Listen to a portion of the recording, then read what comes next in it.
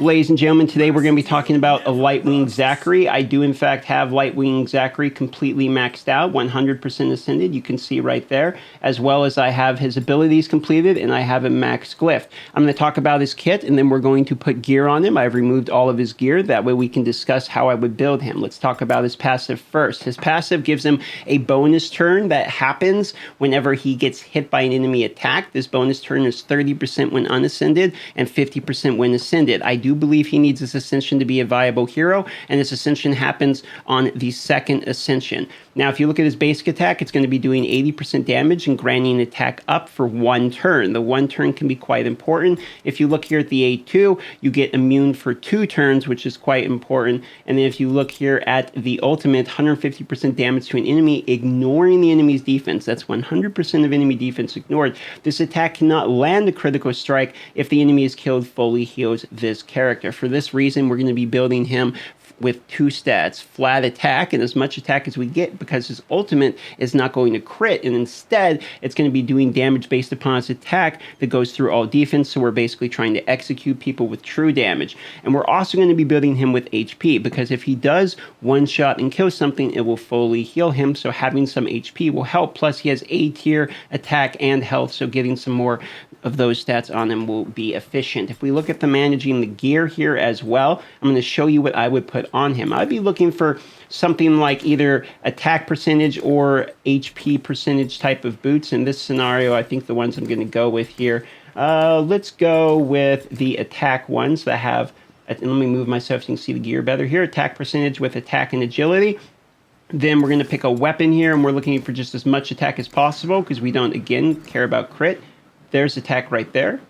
So we'll be going with that one because it has triple attack row. We're looking for more attack on the helmet. This is 15% in the flat attack row.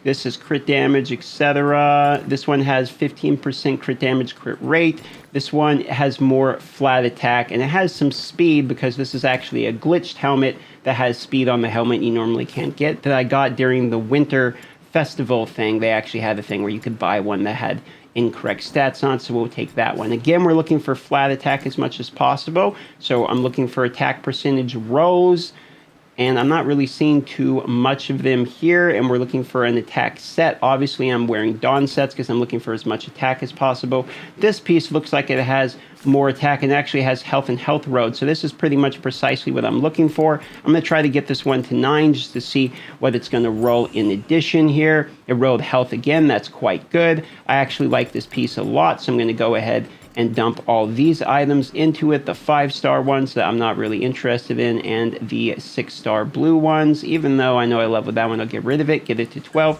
maybe get an attack row here, a precision row, that's going to be okay. We're going to keep that piece on him. Now, we're going down to the rings. In the rings, we can either look for health, since crit rate and crit damage don't really do anything, or we can look for just as much attack substats as possible. This one is health with defense, defense, focus, and attack. We don't need focus on this hero.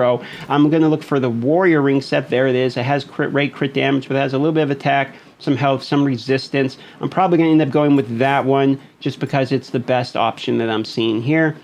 Once again, the warrior set here, 2 of flat attack rows. And now what we have here is as much attack as we could humanly fit on this character.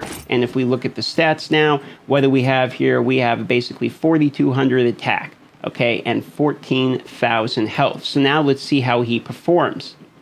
All right, I'm going to put him into a random mythic adventure campaign battle here. I'm not 100% sure he's going to be able to beat it by himself, but at least it'll be a fairly tough battle that we can get an idea of what's going. I'm just put it on auto here because he's a pretty basic hero. There's his ultimate ability. Does about 7,600 damage, so that's going to be fairly reliable every time he gets hit. He wins the coin flip to get a bonus turn. That's his A2, which is going to give him immunity to further debuffs. And now he's just going to do his basic attack, which will give him attack up. So basically the way it works is he's going to use his ultimate every time it's up on auto. His A2 is every time it's up. If the ultimate's not up, and then the A1. And so effectively you're going to have the immune and then the attack up, and you'll have one turn of both the attack up and the immune in which you can hit with your ultimate ability. You want to try to do the attack up with his basic before you do the ultimate. This one doesn't have the attack up, right? So you still get about that 7,000. But if he had the attack up from the basic attack like that first, then he's going to do more damage because he has higher attack for the ultimate. So you can see how it works there.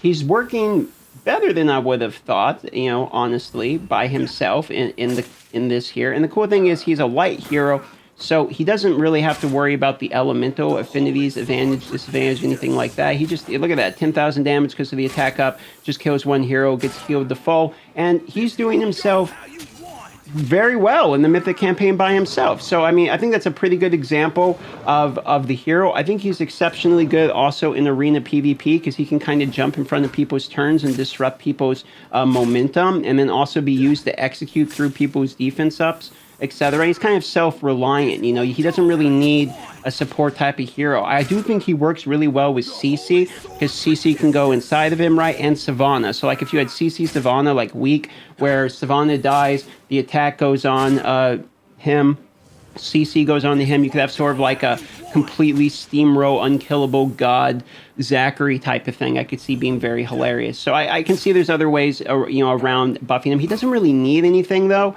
and for that reason, he was the very first hero that I like fully maxed out. I maxed out his glyphs, I maxed out his abilities, everything. I maxed him completely first because he was completely self-reliant and he helped me for a while. I could just drop him into almost any piece of content.